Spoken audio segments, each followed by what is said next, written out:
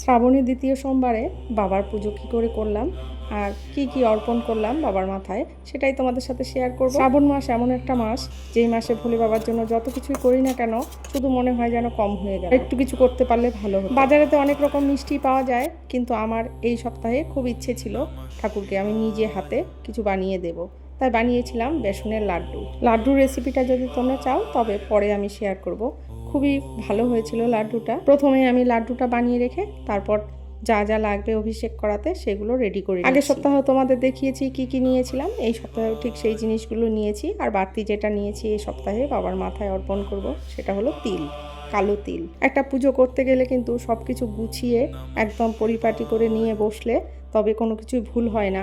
আর যদি মনে হয় যে একটা একটা করে জিনিস নেব তবে কিন্তু অনেক কিছুই ভুল হয়ে যায়। এই দেখো এই ফুলগুলো কিন্তু আমার গাছের ফুল, আর কিছু বাজার থেকে কিনে এনেছিল। আর নিয়েছিলাম এই সপ্তাহে 3 রকমের। ভোলে বাবার সব থেকে প্রিয় জিনিস যেটা বেলপাতা, সেটাই আমি ভুলে গেছিলাম, তো বেলপাতাটাও সাজিয়ে নিলাম। এবার বাবাকে আসনে বসিয়ে দিয়েছি, এখন আমি একে একে অভিষেক করাবো। ত্রয়ম্বকং যজামহে সুগন্ধিম পুষ্টিবর্ধনম উর্বারুকমিব বন্ধনাৎ মৃত্যুর্মুক্ষীয়মামৃতাৎ। ॐ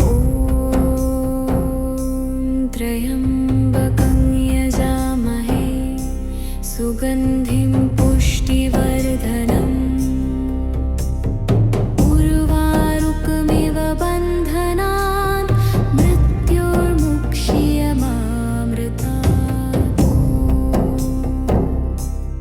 তোমরা তো জানোই কি দিয়ে অভিষেক করাতে হয়, তবু একবার বলছি। প্রথমে গঙ্গা জল দিলাম, এরপর বাবার সবচেয়ে প্রিয় জিনিস হলো ভস্ম। সারা গায়ে ভস্ম লেপন করে তারপর আবার একটু গঙ্গা জল দিয়ে ধুয়ে এরপর একে একে ঘি, মধু, দই, দুধ, চিনি সবকিছু দিয়ে অভিষেক করিয়েছি। এরপর আবার সুগন্ধি জল দিয়ে অভিষেক করিয়ে বাবাকে পরিষ্কার করে আসনে বসিয়ে দিয়েছি। এবার অশ্বগন্ধা চন্দন দিয়ে ঠাকুরকে ভালোভাবে সাজিয়ে দেব। আর অশ্বগন্ধা চন্দনের টিকার কোথায় কোথায় দিতে হয় বা ফোঁটা কোথায় কোথায় দিতে হয় সেটার জন্য একটা আলাদা ভিডিও তোমাদের সাথে শেয়ার করব, কালকে সেটা আমি করব। এই ভিডিওতে হয়তো তোমরা দেখেছো পরপর আমি কোথায় কোথায় দিলাম, সেভাবেই দিতে হয়। এরপর আবার পইতে সমস্ত মালা সবকিছু দিয়ে আমি বাবাকে সাজিয়ে দেবো আস্তে আস্তে। আমি যেহেতু শিবলিঙ্গকে জলের মধ্যে রাখি না বা বাবাকে জলে রাখি না, তাই আমি কিন্তু সব সময় এই রূপোর বেলপাতাটা আমি বাবার মাথায় দিয়ে রাখি। সবসময় তো কাঁচা বেলপাতা পাওয়া যায় না, তাই আমি একটা রূপোর বেলপাতা নিয়ে এসেছি। তাই যদি একটা সবসময় বেলপাতা দিয়ে দেওয়া যায় তবে আর জলে রাখার প্রয়োজন হয় না।